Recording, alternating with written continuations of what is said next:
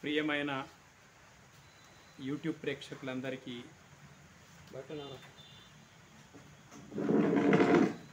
అభివాదాలు తెలియజేస్తూ ఈనాటి అంశం ఇది కూడా అంటరానితనం కాదా అనేది క్వశ్చన్ మార్క్. ఏది అంటరానితనం అనేది ముందులో వస్తుంది. ఇది కూడా అంటరానితనం కాదా అనే టైటిల్ కింద ఈరోజు సందేశం ఉంటుంది. ఈ దేశంలో కూడా వ్యక్తుల అంధవిశ్వాసాలు, అజ్ఞానం కారణంగా అంటరానితనం పాటించినటువంటి వారు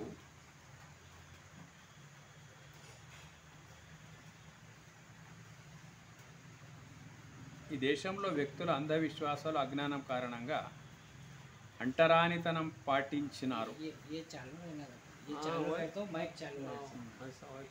అయితే వస్తాయి మాటలు. అయితే అదంతా పాటించిన వారు కూడా ఈ దేశంలో పూర్వం జనాభాలో 5% గల అగ్రవర్ణాల వారే ఈ అంటరానితనాన్ని పాటించి ఉంటారు. దానికి గురైనటువంటి వారి జనాభా కూడా 5% అట్టడుగు వర్గాల వారే. పూర్వంలో ఈ భారతదేశంలో ఇలాంటి పరిస్థితి జరిగింది.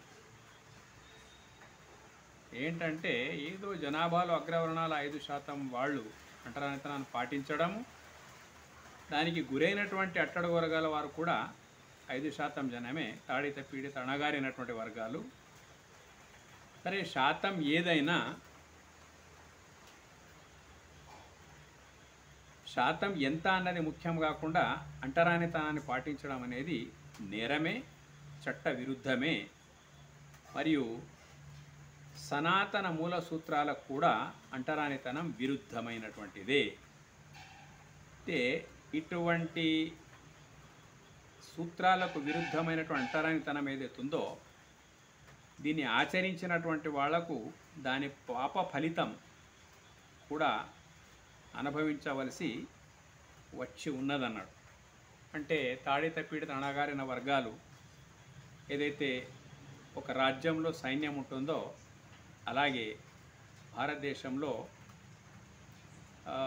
ఉండేటువంటిది అన్నట్టు. హిందూ మతం వెనక అలాంటి సైన్యం ఉండేటువంటిది.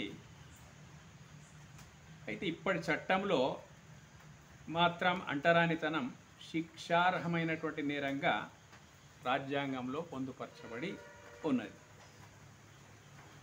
కాల ప్రభావం, సాంకేతిక పరిజ్ఞాన ప్రభావం కారణంగా, కొన్ని అనివార్య పరిస్థితుల కారణంగా ఏది ఏమైనా గతంలో గల అంటరానితనం ఈ దేశంలో దాదాపు లేదన్నా అనవచ్చు. ఇంకా సమూలంగా తొలగిపోవాలని నేను మనసారా కోరుకుంటున్నటువంటి వాడు నేను ఒకడిని. నాది అగ్రవర్ణమని జనం అనుకుంటున్నప్పటికైనా కానీ నా భావజాలం లోపల అంటరానితనంకు చోటు లేదు. కాబట్టి ఇంకా సమూలంగా తొలగిపోవాలని చెప్పేసి నేను మనసారా కోరుకుంటున్నాను. ఇప్పుడు సరే, ఇదంతా ఈ దేశంలో జరిగిన అంటరానితనం. దీన్ని ఏమంటారంటే ఇది కేవలం భౌతిక అంటరానితనమే. ఇది శరీరాలకే వర్తించింది. నన్ను నువ్వు ముట్టకు, నిన్ను నేను ముట్ట, ఇటువంటిదంతా ఇది శరీర సంబంధమైనటువంటి అంటరానితనమే జరిగింది ఈ దేశం లోపల. ఏదైనా తప్పే. అయితే ప్రస్తుతం ప్రపంచవ్యాప్తంగా పడగ విప్పి విలయ తాండవం చేస్తూ ఉన్నటువంటి భావాత్మక అంటరానితనం గురించి లోతుగా ఆలోచించి తెలుసుకోవాల్సిన అవసరం, అత్యవసరం ఎంతైనా మనకుంది. కాబట్టి ఆ వివరాలు మీ ముందు పెడతాను నేను. మొత్తం మీద ఏమిటి భావాత్మకమైన అంటరానితనం అంటే, ఈ దేశంలో, ప్రపంచంలో బలమైన మతంగా ఉన్నటువంటి క్రైస్తవంలో క్రీస్తు బోధించినాడా? Question mark. బైబిల్లో ఉందా? Question mark. లేక అర్థము కాని లేదా అవగాహన లేని క్రైస్తవ మత ప్రచారకుల బోధకుల ఊహాజనితమా అన్నది అటుంచితే, క్రైస్తవంలో పుట్టుకతో ప్రతి ఒక్కడు పాపాత్ముడే అనే ఒక భావన ఉంది. యేసుక్రీస్తును పుట్టిన తర్వాత యేసుక్రీస్తును ఆశ్రయించి విశ్వసించి బోధనొందిన మనిషి మాత్రమే పాప విముక్తుడై పరిశుద్ధుడవుతాడు, లేదంటే వారిని పాపాత్ములుగానే పరిగణించబడుతుంది. ఇది క్రైస్తవ మత బోధకుల ప్రచారంలో వినపడేటువంటి ఒక విషయం అన్నట్టు. ఇది అంటే ఒక్క మాటలో చెప్పాలంటే, ప్రపంచవ్యాప్తంగా ఉన్న దాదాపు 800 కోట్ల జనంలో క్రీస్తు మార్గంలో పయనించే సుమారు 250 కోట్ల జనం పోగా మిగిలిన 550 కోట్ల మనుషులందరూ క్రైస్తవం దృష్టిలో పాపులే, పాపాత్ములే అన్నది క్రైస్తవుల దృక్పథం అనుకోవాలి కదా మనమంతా.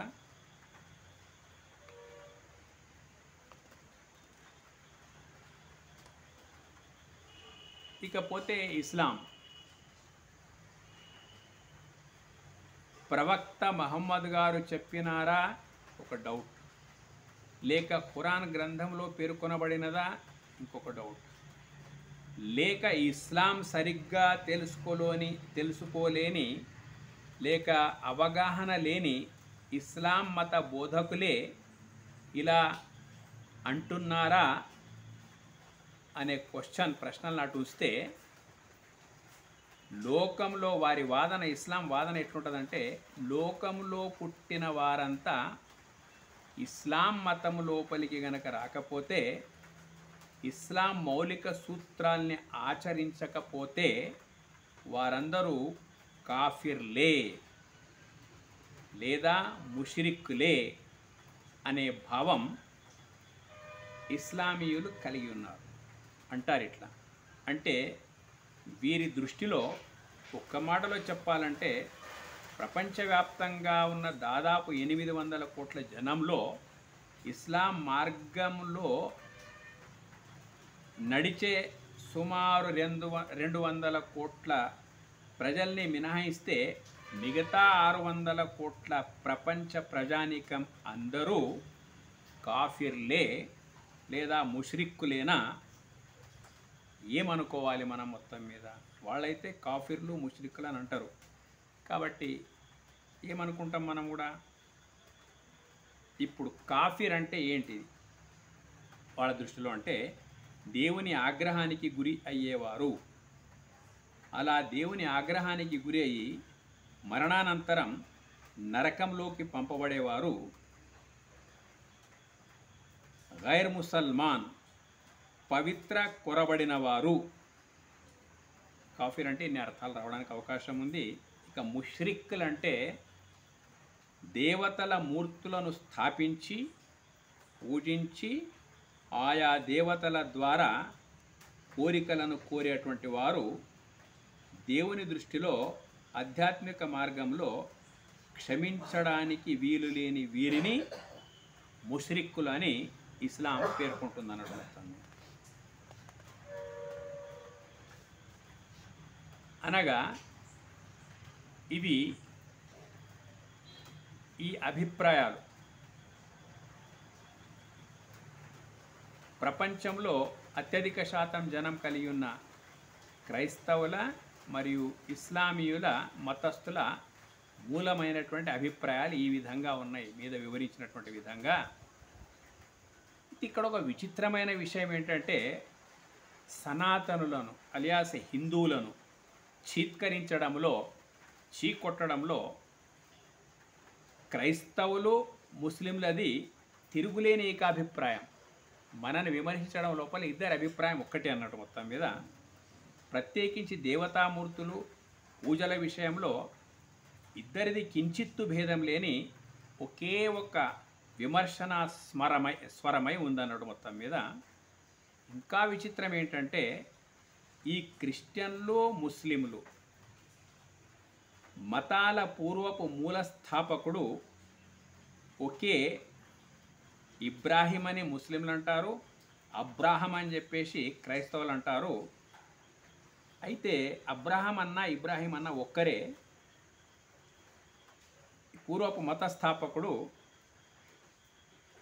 ఈ పేర్లతో గల ప్రవక్త అబ్రాహం లేదా ఇబ్రాహిం అనే ప్రవక్త క్రిస్టియన్ ముస్లిం మతాల పూర్వపు మూల స్థాపకుడు.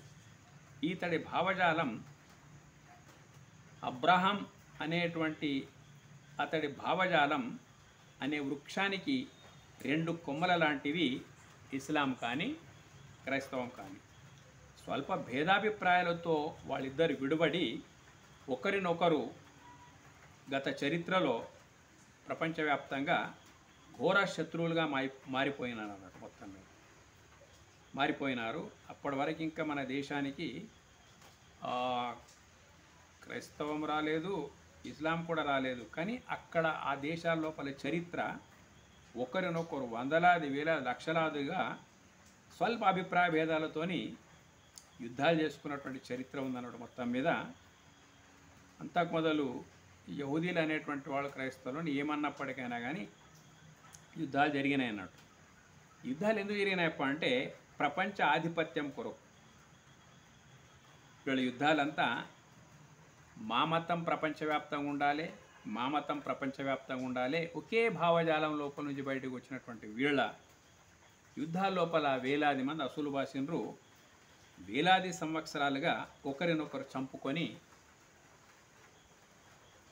మానవ మారణ హోమాలకు కారకులైనారు. ఇది సుమారు 3000-4000 సంవత్సరాల నుంచి ఒకే భావజాలం లోపల జరిగిన అంతర్యుద్ధాలు అన్నట్టు. మొత్తం మీద ఇది చాలా విచిత్రమైనటువంటి విషయం. ఇలా ఇంతటి ఘోరమైన రీతిలో ఈ ఆధునిక వైజ్ఞానిక ప్రపంచంలో క్రైస్తవులు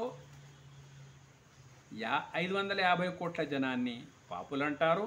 అదేవిధంగా ముస్లింలు 600 కోట్ల ప్రపంచ జనాన్ని దైవద్రోహులుగా, అవిశ్వాసులుగా, నరక భాజనులుగా భావించుకుంటూ వారి వారి మత ప్రచారాలు సాగించుకుంటున్నారు.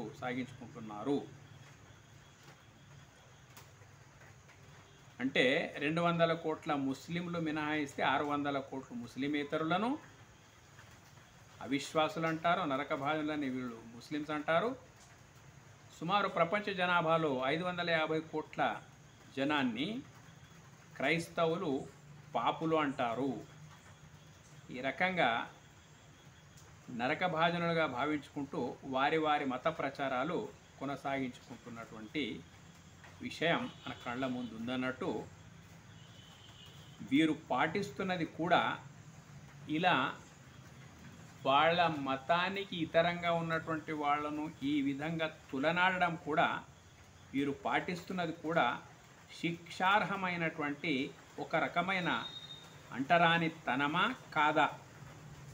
ఎవరు దీన్ని కాదనలేరు. క్రైస్తవ మతం స్వీకరించని వారికి చర్చిలలో ప్రవేశం లేదు, ఇస్లాం స్వీకరించని వారికి మసీదుల్లోకి ప్రవేశం లేదు. ఒకప్పుడు సనాతనం తెలియని ఛాందసవాదుల, అంటే ఒకప్పుడు సనాతనులై ఉండి సనాతన సూక్ష్మం తెలియనటువంటి పూర్వపు ఛాందసవాదులు ఎవరైతే సనాతనంలో ఉండరో వాళ్ళ భావజాలమే ఇప్పుడు వీరు, అంటే అటు క్రైస్తవులు ఇటు ముస్లింలు కలిగి ఉన్నారనేటువంటి విషయం తేటతెల్లమవుతుంది. అంధవిశ్వాసాలు తర్కానికి నిలవని తట్టుకోలేని అనేక రకాల మతమౌఢ్యం ఈ 2 మతాల వారికి కూడా ఉంది. అయితే తమకు తాము ఇది ఇలా ఉంటే ఇంకొక విచిత్రం ఏంటిదంటే ఇంకొక వర్గం ఉంది. తమకు తాము హేతువాదులుగా కొనసాగుతున్నవారు ఈ క్రైస్తవ ముస్లిం మతాల్లో గల నర్మగర్భితమైన ఘోరమైన పరోక్షమైన అంటరానితనం గురించి ఈ హేతువాదులు ఎవ్వరూ మాటలే ఆడరు. ఇది కూడా గమనించవలసిన విషయం అన్నమాట. విమర్శించరు, మాటలు ఎత్తరు వాళ్ళ విషయం లోపల. అయితే హేతువాదులు, మానవవాదులు, సామ్యవాదులు అంధవిశ్వాసాలను తులనాడి అవహేళనగా మాట్లాడుతుంటున్నటువంటి విషయం మనము ఛానల్స్ లోపల చూస్తూ ఉంటాము, యూట్యూబ్ లోపల చూస్తూ ఉంటాము. వీళ్ళందరికీ ఒక్కొక్కరికి ఒక్కొక్క ఛానల్ చాలా ప్రసిద్ధిగాంచినటువంటి పరిస్థితి లోపల కూడా కొందరు కొనసాగుతూ ఉన్నారు. వీళ్ళు ఏం చేస్తారంటే కేవలం హిందూ సనాతన ధర్మంలో సనాతన సూత్రాలు తెలియని ప్రాథమిక దశలో ఉన్నటువంటి సనాతనులను గూర్చి వారి పూజా పద్ధతులను పరిగణలోపల తీసుకొని ఏవో నిందావాక్యాలు మాట్లాడుతుంటారు. ఎవరి గురించి? సనాతనులే అయి ఉన్నప్పటికైనా కానీ సనాతనం యొక్క సూత్రాలు అసలే తెలియకుండా వాళ్ళకు తోచింది ఆచరిస్తూ మేము సనాతనులము అనే వాళ్ళనుకుంటే వాళ్ళని వీళ్ళు సనాతనులు అనుకొని ఏవేవో నిందావాక్యాలు మాట్లాడుతుంటారు. దాన్ని మేము తప్పు పట్టడం లేదు. ఎందుకంటే సనాతనులకు సనాతనం తెలియనప్పుడు వాళ్ళు ఆచరించేదంతా అంధవిశ్వాసమే కావచ్చు. అయితే వారు ఎవరైతే హేతువాదులు ఉన్నారో వీళ్ళు అన్ని మత సూత్రాలని కూలంకషంగా అధ్యయనం చేస్తే హేతువాదులు అనేటువంటి వాళ్ళు అంధవిశ్వాసాలను హేతుబద్ధం కాని విషయాలను ఖండిస్తూ ఉన్నారు కదా. అయితే ఈ ఖండన కొందరికే పరిమితం చేయకుండా అన్ని మతాల యొక్క సూత్రాలను, హిందూ మత సూత్రాలు, క్రైస్తవ మత సూత్రాలు, ముస్లిం మత సూత్రాలు, ఇవన్నిటినీ కూలంకషంగా అధ్యయనం చేయాలి హేతువాదులైనటువంటి వాడు. చేస్తే ఖచ్చితంగా ఆ హేతువాదులకు ఏ మతంలో ఏముంది అంధవిశ్వాసం అనేటువంటిది గుర్తించగలుగుతారు. అవలక్షణాలు ఏమున్నాయనేటువంటి విషయం కూడా ఖచ్చితంగా వాళ్ళు గుర్తిస్తారు. ఎందుకంటే హేతువాదుల యొక్క దృష్టి చాలా సూక్ష్మమే ఉంటుంది. అప్పుడు వాళ్లకు మానవత్వం యొక్క పతనం ఏ మతస్థుల్లో ఎంత ఎక్కువగా ఉందో ఖచ్చితంగా వారికి అర్థమై తీరుతుందన్నట్టు హేతువాదులు. అయితే వారికి క్రైస్తవులన్నా ముస్లింలన్నా హేతువాదులకు ఎక్కడ లేని భయం కాబట్టి వాళ్ళు భయపడతారు. కాబట్టి హిందువులకు మాత్రం వాళ్ళు భయపడరు. వీరు అంటే హేతువాదులు అనగా హిందువులు అమాయకులు కాబట్టి ఇలాంటి భయం కారణమైన పక్షపాతం హేతువాదులను ఆవహించి ఉంటుంది. ఎక్కడ భయం ఉందో అక్కడ విమర్శలు ఉండే వాళ్ళవి, ఎక్కడ అమాయకులైన హిందువులు ఉన్నారో దీన్ని పట్టించుకోకుండా సరే ఎవరి మార్గాన వాళ్ళు పోతూ ఉంటారు మనకేమనేటువంటి భావం కలిగిన హిందువులను మాత్రమే వారు విమర్శిస్తూ ఉంటారు. ఇటువంటి భయమే కేంద్ర బిందువుగా కలిగినటువంటి పక్షపాతం హేతువాదులను కూడా వెంటాడుతుంది, ఆవహిస్తూ ఉంటుంది. కాబట్టి వాళ్ళు ఆ క్రైస్తవులను ముస్లింలను అక్కడుండే ఘోరమైన అంటరానితనం గురించి వారు వేదికలపై చర్చించరు. ఇది హేతువాదుల యొక్క వైనం అన్నట్టు. ఇంకొక ప్రత్యేక విషయం వినండి, ఇది చాలా ప్రత్యేకమైన విషయం. నిజమైనటువంటి ఒరిజినల్ ఆధ్యాత్మికవాదానికి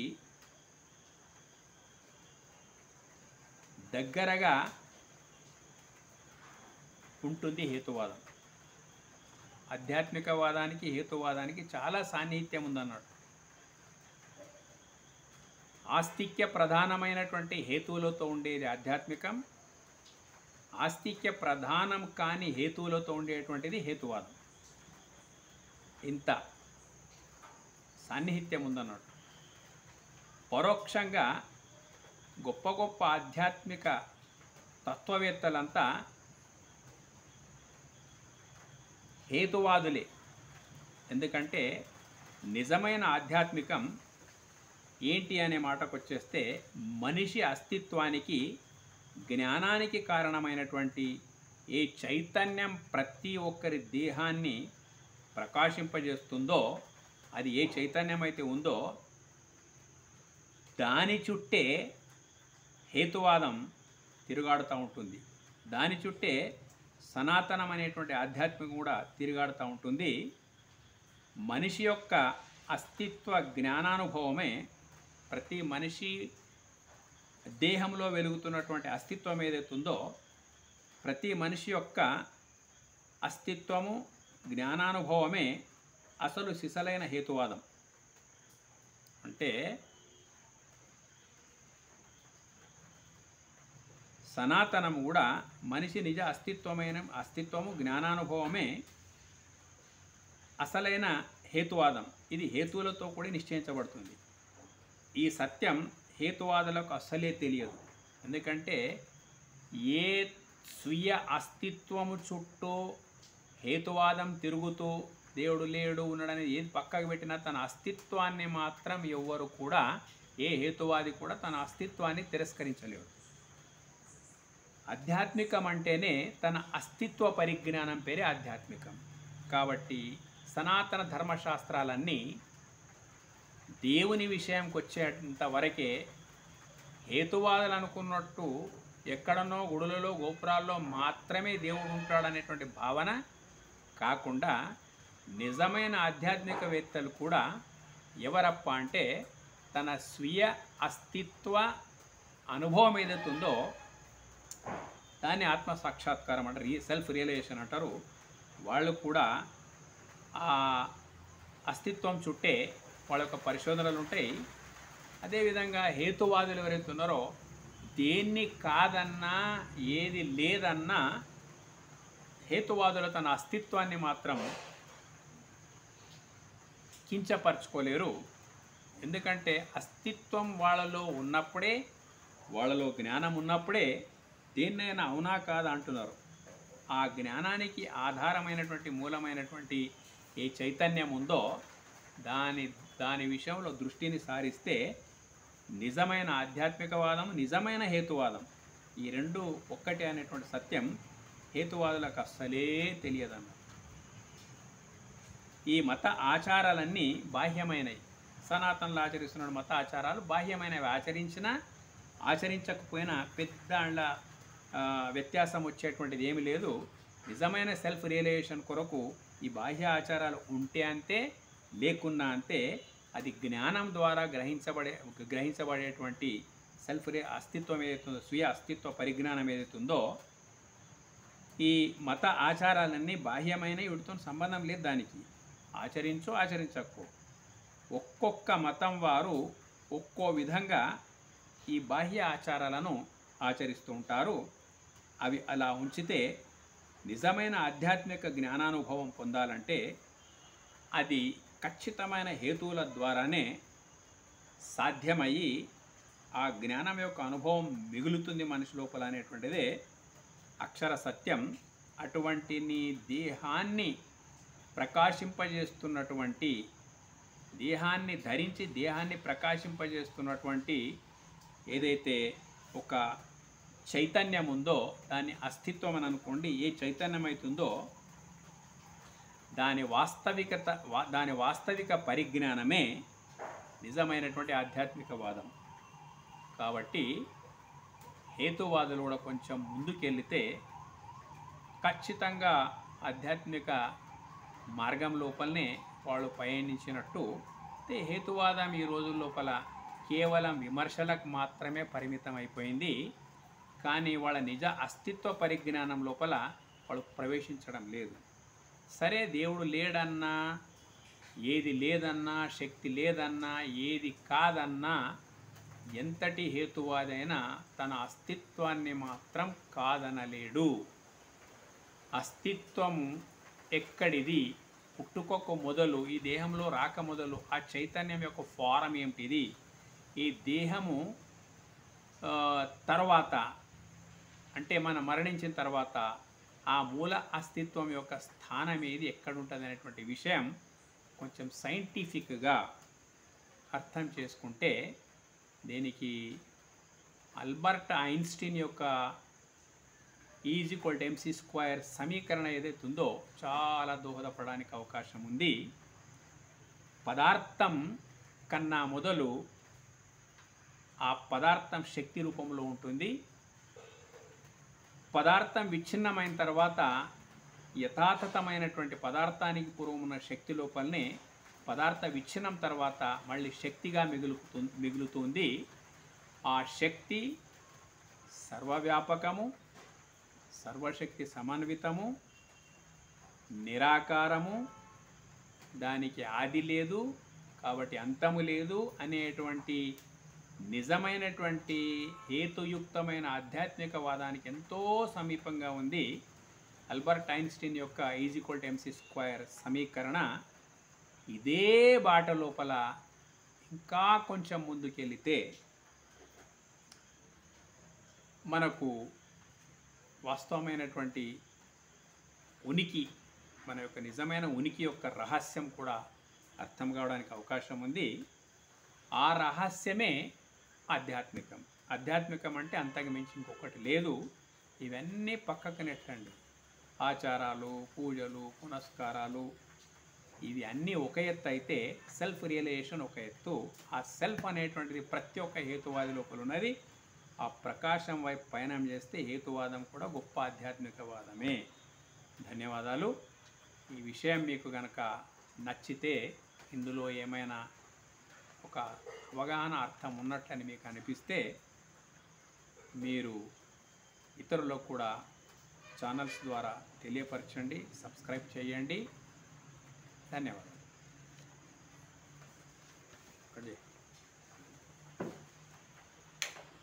25 నిమిషాలు అంతే నిన్నడంతే. 1 నిమిషం